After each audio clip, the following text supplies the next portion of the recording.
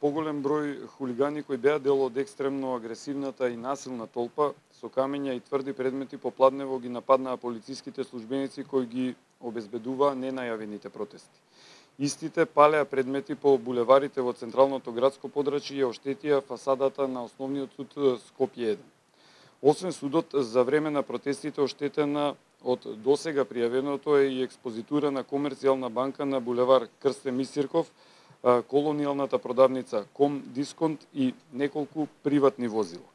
Во овие моменти вандалите веќе се потиснати и се преземаат дополнителни мерки за обезбедување на јавниот ред и мир. Според првичните информации, досега на повреди се пожалија 20 на полициски службеници и неколкумина учесници во протестите и на сите нив им укажана соодветна медицинска помош. При полициската интервенција беа лишени од слобода и приведени 6 лица, кои се спроведени во неколку полициски станици во Скопје. По завршување на првичната цел на полициската интервенција, односно воспоставувањето на јавниот ред и мир, Министерството за внатрешни работи врз основа на сопствените снимки, но и снимките од медиумите, ќе продолжи да работи на идентификација и на останатите хулигани кои учествуваа во насилните инциденти и ќе ги преземе сите законски мерки против нив.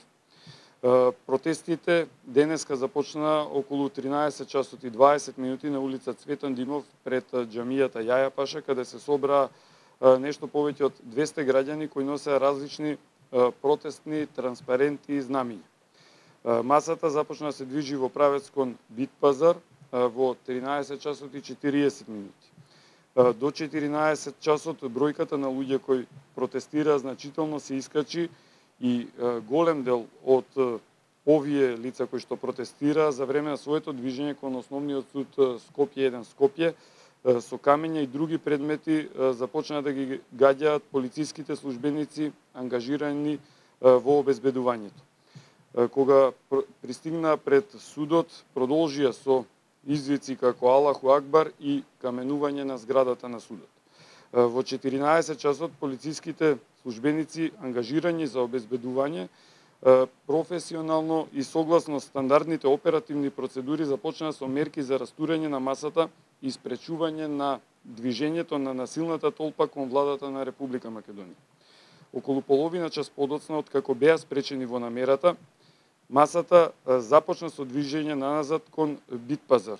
Околу 15 часот и 30 минути, околу 300 лица кои протестираа, конечно се повлекоа кон улица Цветан Димов, а поголемиот дел од нив веќе се растурија. Полициските службеници натаму продолжуваат со обезбедување на претходно утврдените критични локации.